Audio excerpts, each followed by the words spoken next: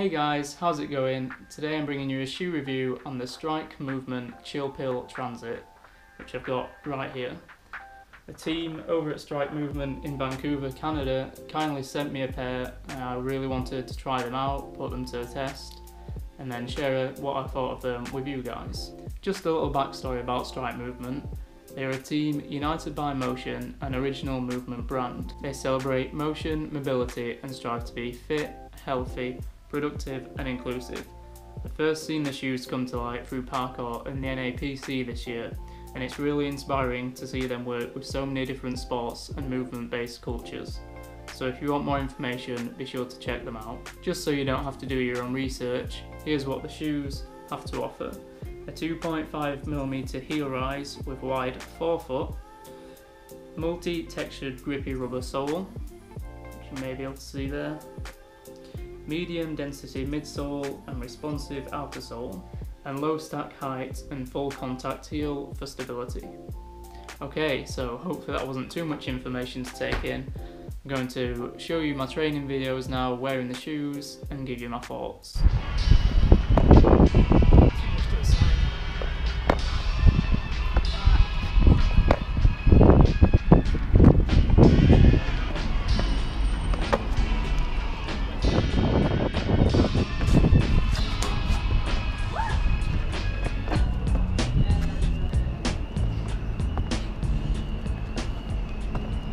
The shoes, from an aesthetic standpoint, are very smart. They're discreet black and black colourway with a very modest logo.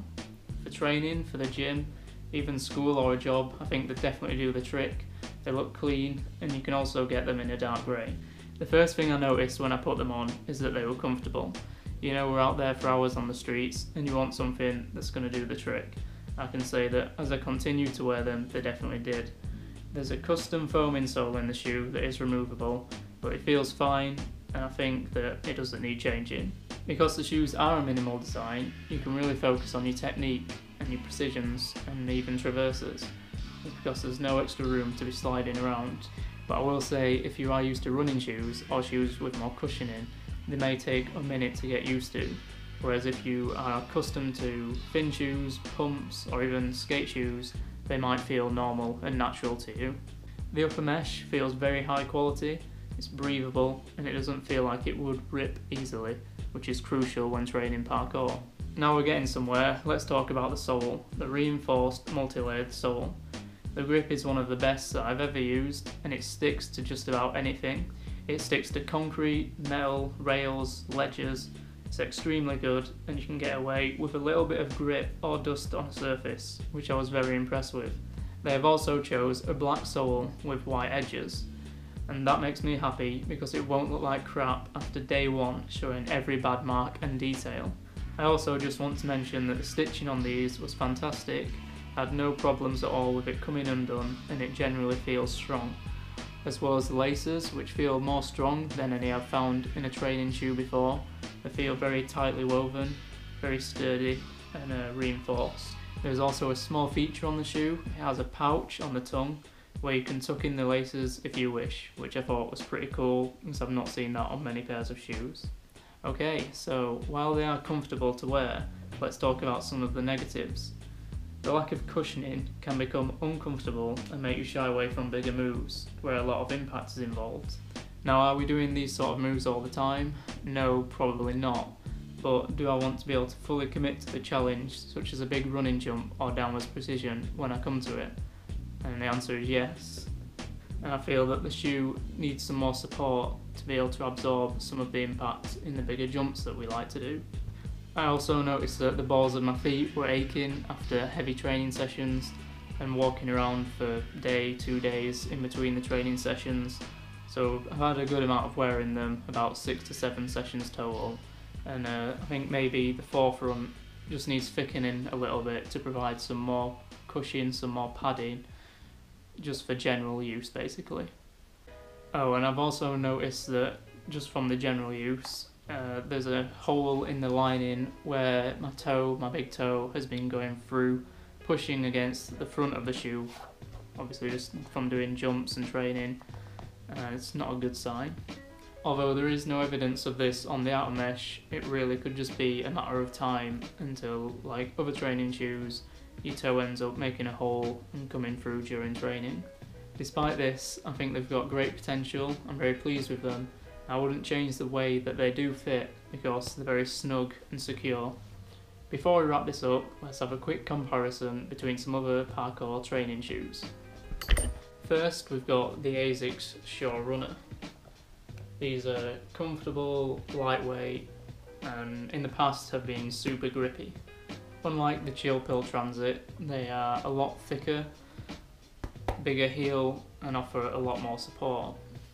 The only problem is the outsole, which is made up of different pieces of rubber, compared to the Chill Pill Transit, which is just one whole piece of rubber. With time, with training, general wear and tear, these pieces just tend to tear off, as you can see has happened here. And there is also, for some reason in the design, triangle indents. I'm not sure what the purpose of them are, whether they help with the function of the shoe, but I just find that stones get stuck in there, which is really annoying when you're trying to train or when you're just generally moving. And for that reason, the strike movements definitely have a better sole. As you can tell, these are a little bit older, a little bit beat up, but they still do a great job. The sole is pretty much in one piece, and I still do enjoy using them. Now for the Reebok Classic Nylon. This is another favourite within the scene. It's lightweight, comfy, stylish and grippy. The main thing once again is the cushioning, the support. You feel like you're wearing a pair of slippers because they're that comfortable, but at the same time you could absorb anything that you did want to try. Right now I'd say that they are the best out there. They've improved a lot since the Reebok Classic Jogger, which I've got here. This is an older pair, I've worn them a lot. I did really enjoy wearing them, but as you can see, they have let me down. Although against the Chill Pill Transit, the sole, one piece, it is an equal match. And the rubber on the edges is starting to peel ever so slightly on these shoes, whereas on the Reeboks still seem to be intact. So I'm not sure if the rubber is just harder or more resistant material than the rubber on these shoes. Maybe it's just something to bear in mind in future batches, future production. Okay, so let's be more fair and compare these thinner pump style shoes to a similar pair of training shoes, the ASICS Onitsuka Tiger Ultimate 81 or the Mexico 66. For training, they both have the one whole piece of rubber on the sole, and I would say that between them they'd both do an excellent job and there wouldn't be much between their performance. So between the two, I would choose the Ultimate 81 over the Mexico 66 because the mesh toe piece looks like it wouldn't give much room for flexibility or support in your landings. They also seem thinner. The ones that I've seen online are either leather or suede backed, and they look really thin and wouldn't provide much cushioning, which I've stated is really nice to have when you're out training. Therefore, looking at the Ultimate 81s against the Chill Pill Transit seem a fair choice. They're similar in style, although the ASICS appear to have more cushioning and a more generous sole. The upper sole of these, which I've seen in suede and also canvas, is less likely to break down over time. I feel like it's less likely to split because, although I've not mentioned it, with not that much hard training, the cushioning has started to tear. Well, there's a little tear in there. I'm not sure when I've done it, just seems to have been from general wear. And it's not gone all the way through, but of course it's not really what you want to happen. The Chill Pill Transit do hold their own with the wide forefoot and full contact heel, which appears to be more curved in the Ultimate 81s, and that's something to bear in mind on your foot placement, in jumps, in strides, and also in your landings. In summary, the strike movement Chill Pill Transits are comfortable, lightweight, and offer a reinforced sole. They are minimal, discreet, very smart, and there's nothing over the top in terms of the style or the design. The grip is incredible and sticks to pretty much anything you find outside, and also sticks to the wood that you find in indoor gyms, which I found very useful. Although I would say that there is room for improvement in the cushioning and support of the shoe. Thank you very much for watching. I hope that you found this video useful. Be sure to leave a comment, let me know what shoe you'd like to see reviewed next. Check out Strike Movement. Thanks again for sending the shoes and letting me do this review. Till next time, peace.